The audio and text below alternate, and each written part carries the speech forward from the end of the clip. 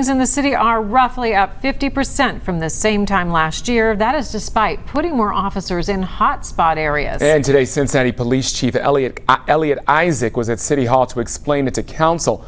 Local 12's Angela Ingram takes a look at the violence from a victim's perspective. 68 homicides and 355 shootings as of this morning in Cincinnati. Behind the numbers, there are real people dealing with the real effects of gun violence. Shooting survivor Rayshawn Smith says just because a shooting isn't life-threatening doesn't mean it's not life-altering. The pain and the suffering that you got to go through trying to walk again, and then you got to rebuild your muscles. Rayshawn was shot in 2013 and paralyzed. He since started a basketball group, a support group for paraplegics, and he speaks to youth about the effects of gun violence. The city's latest violent numbers are alarming to him. It's kind of hard to see a lot of people going through the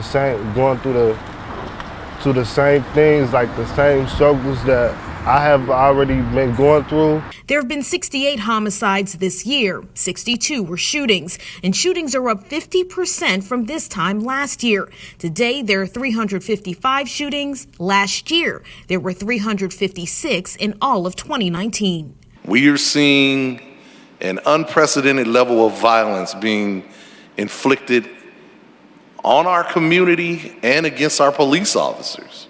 CPD gets $1 million in overtime, or about $100,000 a month, to put extra officers on the streets. We talked about the overtime, and pretty much that's what it takes to address the issues that come up. Officers are solving homicides at high rates and using technology like ShotSpotter to reduce shootings. Rayshawn says the thought of the city ending its year with such high numbers is disturbing.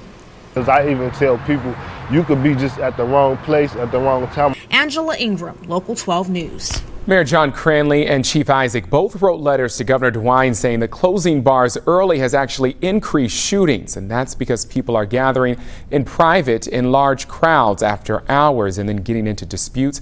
DeWine says he's now looking at whether legally Cincinnati could be exempt from the 10 p.m. last call rule.